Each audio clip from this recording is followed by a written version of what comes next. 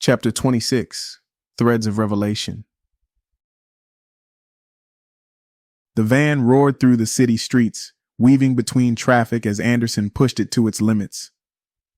The glow of Nemesis's central hub faded behind them, replaced by the flashing neon of downtown. The air inside the vehicle was heavy, each team member silently processing the chaos they'd left behind. The thrum of the tires on asphalt felt like the echo of the firefight still ringing in their ears. Gabriel broke the silence, his voice raw. We barely got out of there. How long before Nemesis starts tearing the city apart looking for us?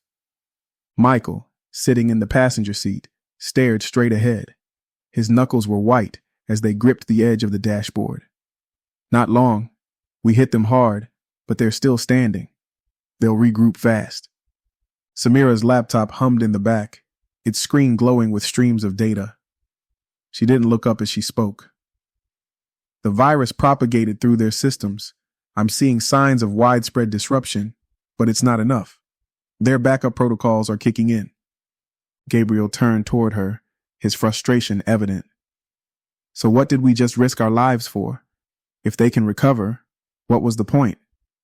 This, Samira said, spinning her laptop around. The screen displayed a series of encrypted files. These are schematics for Nemesis's command infrastructure. The virus gave me access to systems they thought were untouchable. We can use this. Anderson glanced at the laptop in the rearview mirror. Schematics are great, but they won't matter if Nemesis locks down the city before we make our next move. Michael's jaw tightened. Then we stay ahead of them. We have to hit their next critical point before they regroup. Gabriel scoffed, shaking his head. And where is that exactly? We can't keep fighting blind. Samira's fingers flew across the keyboard. The schematics show redundancies built into their network. There's a secondary command facility on the outskirts of the city. It's smaller than the hub, but it's critical for reestablishing control. If we take it out, we buy ourselves time. Michael nodded. Then that's where we go. Anderson frowned. We're low on everything. Ammo, gear, fuel. We need to resupply before we can even think about another mission. Michael turned to face the group. We don't have a choice. Nemesis isn't waiting for us to regroup. Every second we delay, they tighten their grip. We hit the secondary facility, resupply on the way if we have to.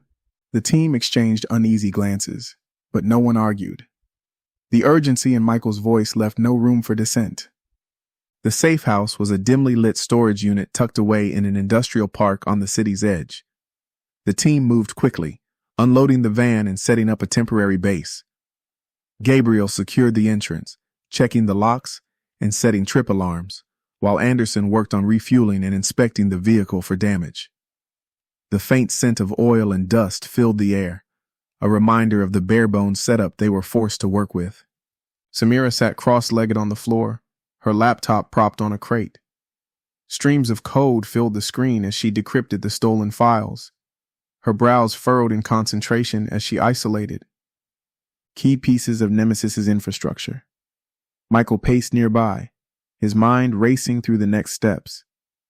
What are we looking at? He asked, stopping behind Samira.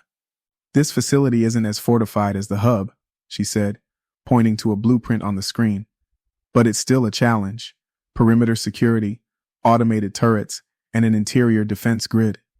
The main server room is underground, small but highly protected. Gabriel joined them, his expression grim. Any chance we can slip in quietly? I'm getting real tired of shootouts.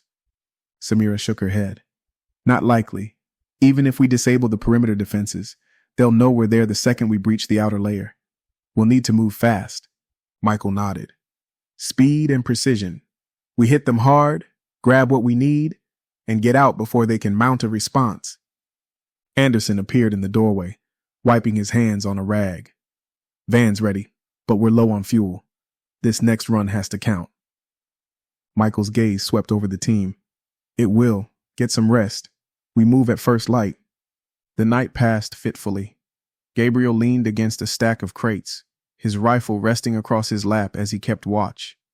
Samira worked late into the night, refining the plan and ensuring the virus would be ready for deployment.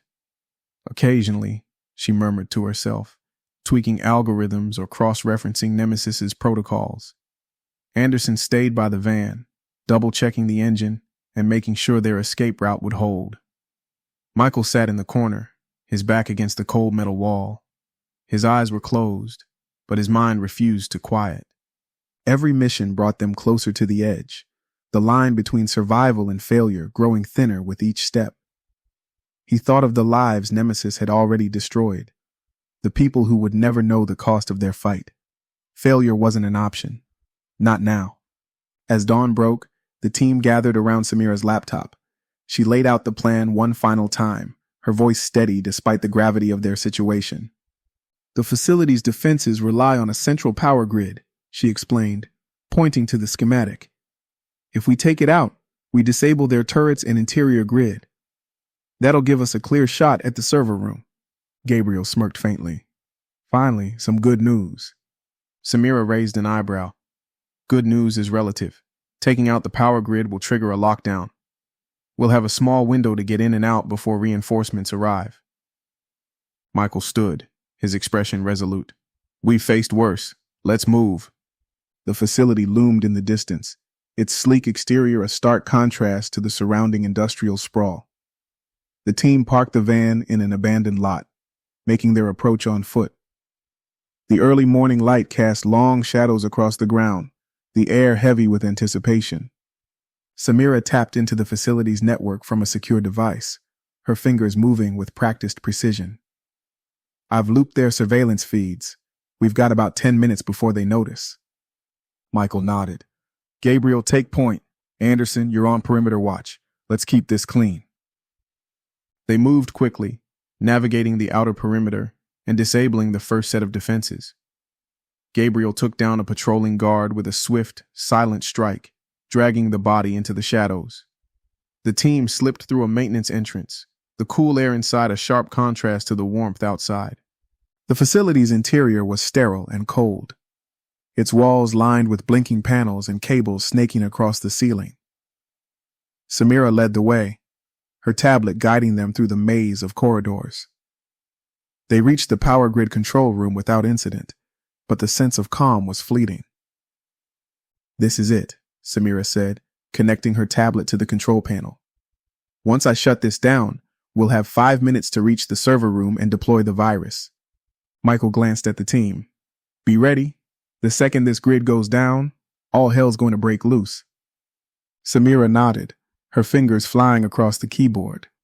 The hum of the facility's systems faltered, and the lights flickered before plunging into darkness. Red emergency lights bathed the corridors in an ominous glow, and alarms blared in the distance. Go, Michael barked. The team sprinted toward the server room, their footsteps echoing through the halls. The sound of approaching guards grew louder, but Gabriel and Anderson held the line, taking down hostiles with precision. Michael and Samira reached the server room, the reinforced door sealing behind them as Samira got to work. 2 minutes, she said, her voice steady despite the chaos outside. Michael paced, his weapon ready. Make it count. The door shook as guards attempted to breach it, the sound of gunfire and shouting growing louder. Gabriel's voice crackled over the comms. We're running out of time here. Almost there, Samira replied, the upload completed just as the door gave way. Michael grabbed the tablet, firing a burst at the first guard through the breach. He and Samira fell back, joining.